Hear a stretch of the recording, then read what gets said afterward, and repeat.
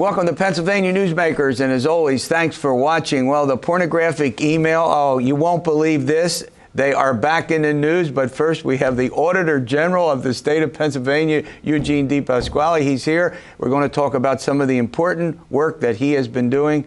We'll do all of that after these words. This is Pennsylvania Newsmakers, a fast-paced, unrehearsed weekly discussion with and about the leaders who shape your world. And now, here's your host. Well, we have sitting across from me, as often is the case, and we're always happy to have him, the Auditor General, Eugene DePasquale. He comes on the program and talks about the important audits that he does. You know, I'll tell you, over the course of, I know this is off, we didn't talk about this, but, you know, this job is one of the most important positions in state government. And, you know, you do your audits and you get a lot of press, but, I mean, in general, I don't think there's enough appreciation of what you do. I mean, not you personally, but the job. And you've been in it now. You're obviously you're up for re-election, but say something about that. One of the things that I would tell you that I love the job, love getting underneath the hood of state government, school districts, find ways to improve it. And some of the most rewarding times is when there's very little fanfare and a school district or a state agency takes the recommendations and fixes it. What can be frustrating, and certainly when I'm, out of, Memorial Day parades or just out in the neighborhood, when I'm traveling across the state, the public really gets engaged in these audits. Yeah. They maybe not know all the methods that go into an audit procedure, but when they saw this child line audit, for example, 42,000 dropped calls, the public was very much engaged. What is amazing is sometimes the lack of response from other elected officials in trying to fix some of these problems. And that's why the public is so frustrated across the board right now, not just because of this, but a whole host of issues. No, that's a good point. But I want to turn to this. Look, you issued a report a couple of weeks ago, in fact, on May 24th. And here's the headline. Auditor General DePasquale says children's lives being put at risk because nearly 42,000 calls to child abuse hotline unanswered. First of all, what's a child abuse hotline? Basically, the child abuse hotline is existed since the 70s. So if you suspect child abuse, you're to call the child abuse hotline. And now there's a whole website, et cetera. In the wake of Jerry Sandusky, the laws were revamped. So what became abuse was broadened. Right. And there was a whole host of new people mandated to report it. Myself, I'm an American Legion baseball coach. I became a mandated reporter. Right. I had to go through all the background checks. It went from, just certain, teachers, et cetera, to a whole host of people. So now even my scorekeeper on my Legion team has to go through a child abuse background check. That greatly expanded the number of people that needed the checks. So you expanded the definition of abuse and the number of people that needed to go through the background check. And this is now the shocking part of this. It was anticipated to have zero fiscal impact on the state, which is completely absurd. The fiscal note from the how could it not have a fiscal impact if you got all these people? Go ahead. That's right. The fiscal note from the legislature said, and with the Department of Human Services, then the Department of Public Welfare weighing in on it, anticipated zero increased cost to the state. They didn't add enough people. The system was overwhelmed. So not only did you have 42,000 calls that simply weren't answered, 1/3 of the 300,000 calls that were answered, there was no tracking of it. We don't even know what the subject matter of the call was. You mean let me get this straight. You mean someone called, they may suspect that there's child abuse going on and nothing happens? Correct. 1/3 of the time when somebody answered the phone, there was no notes taken on what the subject matter of the call was. So of any of those 42,000 calls, now you're going to guess that if it's suspected child abuse, it may be one person calling 20 times. So I understand that. But of those 42,000 calls, what is supposed to happen? Go through it. All right, somebody suspects that they make a call. Right. It doesn't mean it's true or not. That's correct. That's good, right? That's correct. It could be somebody making a false allegation. It could be true, or somebody just asking a question. What's supposed to happen? You're supposed to have really two levels. First of all, the person that gets the call gets the preliminary information. Okay. So that was where the 42,000 calls that were never answered, that preliminary information never took place. They're then to pass it on to a supervisor who then makes a determination of whether it goes to the county, CYS, which is the Children Youth Services of the county, or if it needs to go immediately to law enforcement, or if it's determined that it's somebody that simply needs to go to the website to fill out a form. And that form could be because somebody could be calling to say, do I need to fill out, certain child abuse and, background check information. Wow. So you were talking earlier when we started this discussion about the effects. What happens when you produce these audits? Who pays attention? What remuneration, that's the wrong word, what's the effect now? What is happening? Are there changes that are taking place to reform this system? The Department of Human Services is updating their technology. Supposedly that'll take place in July. Why it didn't happen sooner, when these laws were passed, that should have been going into effect. But it is going into effect in July. And then here you come back to the state budget. The department says they need more people to answer the phone calls. We agree with that, but then it's going to come down to the budget stalemate here. And is there going to be any breakthrough there? Because I have yet to find any Pennsylvanian that doesn't want all these calls answered. No kidding. I mean, that's as they say, a no-brainer. All right, I'm talking with the Auditor General of the state. This is also unbelievable. A school district with $167 million in debt over 5 years. You can't make this up. The Auditor General will explain that after these words. This broadcast of Pennsylvania Newsmakers is presented by the Pennsylvania Chamber of Business and Industry, now celebrating 100 years as the statewide voice of business, and by the Pennsylvania State Education Association and Partners for Public Education, bringing the power of a great education to our schools, our students, and our communities.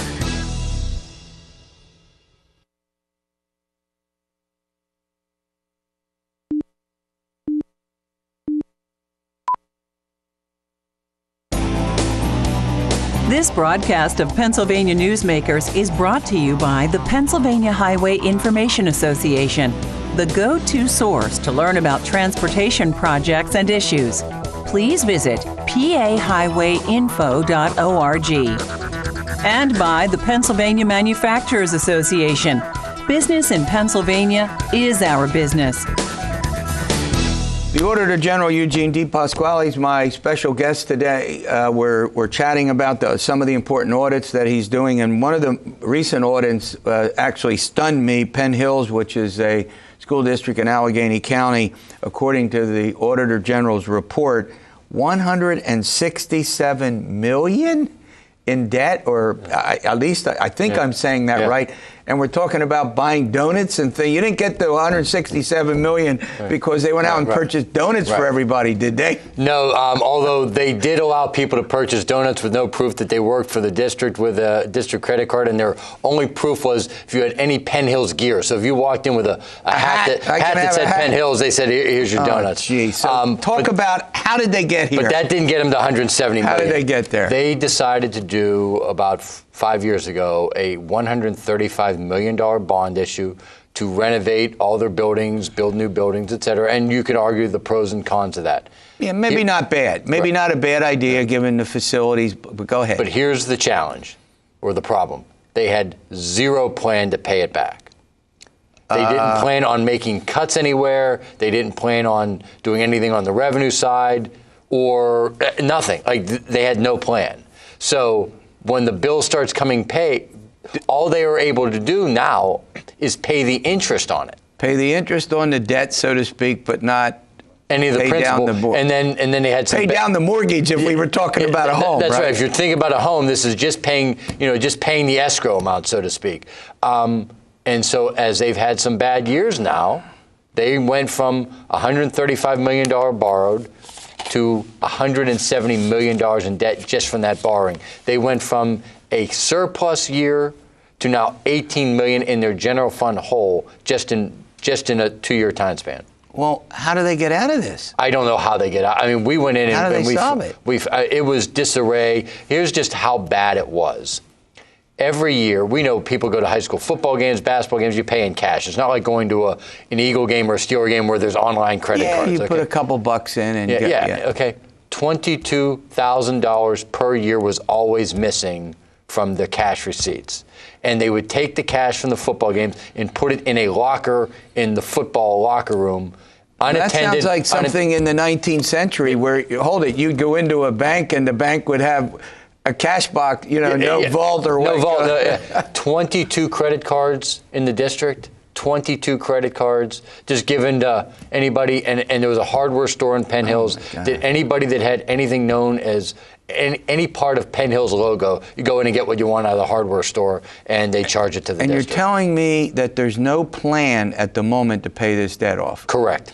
All right, I want to go to I want to broaden this discussion out. You do audits of school districts regularly. Right.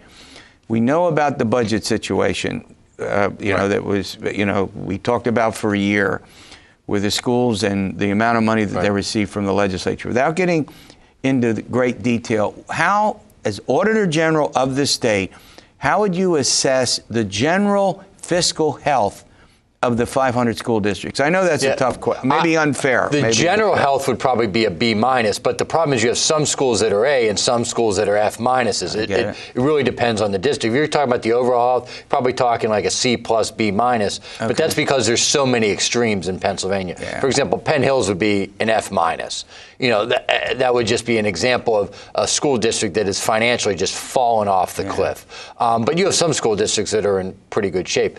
And one of the things that we think the General Assembly can do to help fix this situation right away is require bidding on school bus contracts.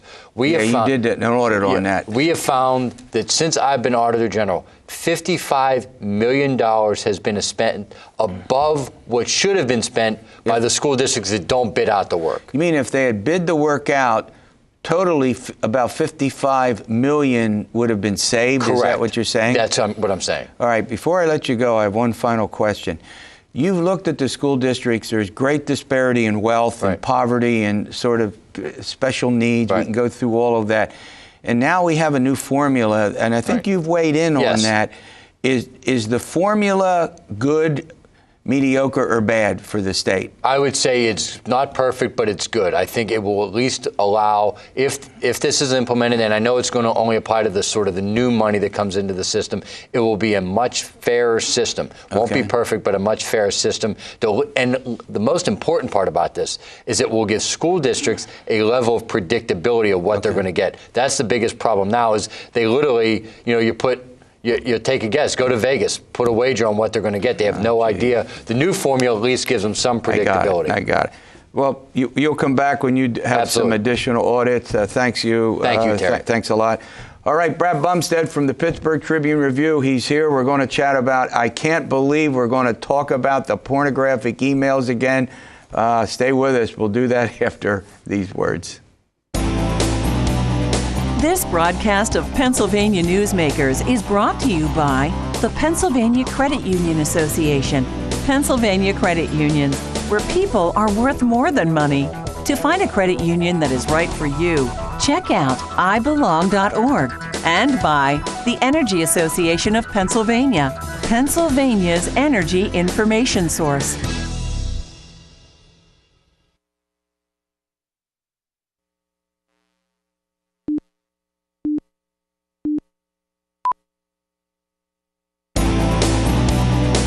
This broadcast of Pennsylvania Newsmakers is presented by the Hospital and Health System Association of Pennsylvania, working towards a healthy Pennsylvania, and by the Pennsylvania Coal Alliance, representing companies involved in America's most affordable, reliable energy source. To learn more, visit betterwithcoal.com. Well, I hope you didn't think that the pornographic email scandal that beset the state government a couple of years ago was done and gone and out and not going to be reported on. But that is not the case. Joining me to talk about that is Brad Bumstead, columnist, author, historian with the Pittsburgh Tribune-Review. All right, Brad, let's start with this. We know that the Attorney General hires Doug Gansler. He's a former Attorney General of the state of Maryland to look at the pornographic email, to provide a report. Now, you've written about this. Some of them have already been released. About 15 plus people have lost jobs because of it. 2 Supreme Court justices. Yeah, 2. resigned, retired as a result of it, and you have top corporate administration officials right. who lost their jobs or in some way either resigned or were pushed out. So tell me about this. So we're supposed to get this report. They schedule a day when the press is supposed to be there, get this report on other aspects of the porno on the email. It's canceled with scathing criticism. Go ahead. You gotta tell this story. It's just unbelievable, and I've done a column about it that runs Sunday in the Pittsburgh Tribune Review called "The Dirty Email Snafu," and it's the way this unfolded is okay. Everybody's scheduled for this press conference announced by Solicitor General Bruce Castor, who is in addition to Kane's office within the past 2 months, former Montgomery County District Attorney, a very able lawyer and prosecutor. Yeah. He knows what he's doing. It's not his first rodeo. So anyway, he had scheduled this press conference. On Memorial Day, the day before the press conference, he puts out an email and says, well, we're going to postpone this because Gansler's report is incomplete. It doesn't answer all the questions, and specifically doesn't address the point or really answer the point about whether lawyers and judges were being too cozy on cases that they had. Were they exchanging emails at the time that they had cases together? And that's really a key point. So I don't want to go to this. Okay, we have the pornography, and that's, as you point out, costs a number of people their jobs in one way or another. Okay, but the other question is, what were judges and lawyers in different venues, state judges, maybe county folks in county law enforcement, what were they doing exchanging these emails, and what kind of relationship did they have? And that was a huge issue involved here, correct? Well, it is a huge issue to be answered. Okay. Because the simple question it might just be that they were horsing around inappropriately using state email. It may not have anything to do with cases or I get it. matters coming up, but still wrong, still inappropriate.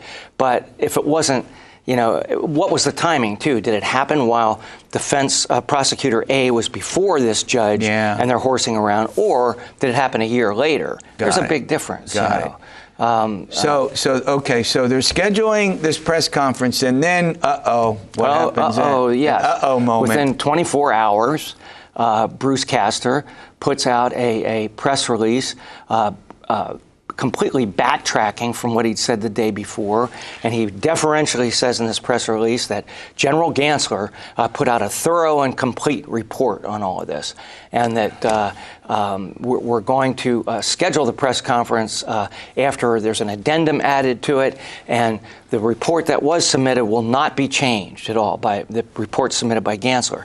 Here's part of what happened, I think, is that Kane hired Gansler to do, as an out-of-state lawyer, to do an independent report. Here's Gansler sending it to Kane's second in command, who wants to change the wording and all of it and rewrite it. And then it doesn't become independent. So from her point of view, I can understand why you wouldn't want this done. On the other hand, Bruce Castor is a very good lawyer, and I think he didn't want something going out that would be shabby. And he may have been ordered by Kane. Right.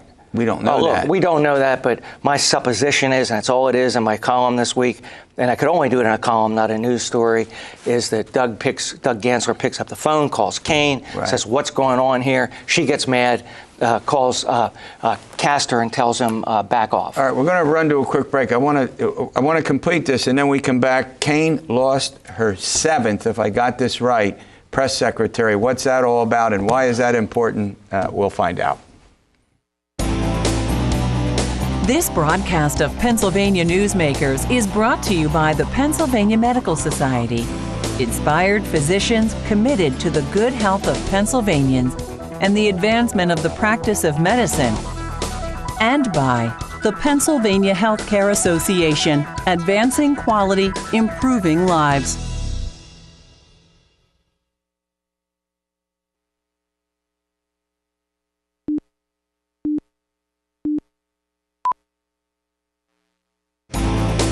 This broadcast of Pennsylvania Newsmakers is brought to you by the Pennsylvania Business Council and by the Pennsylvania Business Council Education Foundation. All right, Brad Bumstead joins me. We're talking about this pornographic email, the continuation of a story that just won't end. Now, let me get something straight. There is no allegation at this point that the pornographic email report that we will get probably in the next week or so is not going to lead to prosecutions. Is that correct? Well, we don't know for sure. What we right. do know is that Gansler had said he was investigating corruption, and he alluded to the possibility of going before a grand jury with information. Castor, when he came in, said, we're not going to do prosecutions on this. Reason? It doesn't happen in Pennsylvania. People are not prosecuted for possessing simple pornography anymore under the First Amendment. Child pornography, absolutely, yes. Yeah. Filming certain types of pornography, yes. But having something you can pick up as much at the newsstand. Right. Right. Okay. So that's probably not going to happen. All right. So in the end, here's what we expect: that next week, perhaps next week, the report will come out. Can anybody believe it, given the fact that we don't know? Yep, it's a bad report, or it needs work done. Oh, it doesn't need work done. I mean, what's the make of it? If it's done the way Castor laid out would happen, which is the report that's been submitted won't be changed, and there'll be an addendum added on the end. The report that Gansler submitted, that portion will forever be tainted because Kane's second in command said it was incomplete and didn't answer the question of judicial involvement. Before I let you go, normally when a press secretary quits, it's a one-day story, if that. Right. The Attorney General, Kathleen Kane, is now 7 gone, and this one very critical of the Attorney General and their relationship. Yes, and the numbers are a moving target. You can't argue 8 if you count a deputy press secretary that left. I go with 7, and it could be 8. It could be 9 if you count Lanny Davis, who was brought in as consultant. But I use 7 myself. Okay, 7. Yes, but Chuck was the best-known press secretary about all of this because he was Governor Rendell's press secretary for his second term. Very well known, very well liked on the Hill by some Republicans and Democrats, and reporters loved dealing with him. Why did he quit? Why he quit? He told me it was cumulative. He was taking all kinds of dealing with all kinds of difficult situations throughout the year with her. She threw him under the bus at one court hearing, but he just sort of let it roll off his shoulders. But he said it kept building up, where it finally, the final straw for him was he was giving a Penn Live, that Harrisburg Patriot reporter, a tour of the Attorney General's office, and he says, somebody in the office dimed me out to Kane. She calls him up in the middle of this tour and reads him the riot act for bringing a reporter in there. And he's going, what? I'm trying to be transparent and you're giving me a hard time? But that wasn't, it was what happened after that, he told me, was the real reason. And that is, she shut him down at that point. He said she would not return his calls. Oh my God. Wouldn't give us, wouldn't answer his emails. So you can't be a spokesman if the person in charge won't talk to you. Castor's going to be the spokesman. So this will continue to unfold as we move forward. All right. Well, thanks for coming in as always. And then you got a book coming out. We want to make sure that we promo that, or preview that book when you get a chance. Very soon. All right. Thanks. We'll see you next week for another edition of Pennsylvania Newsmakers. And as always, stay well.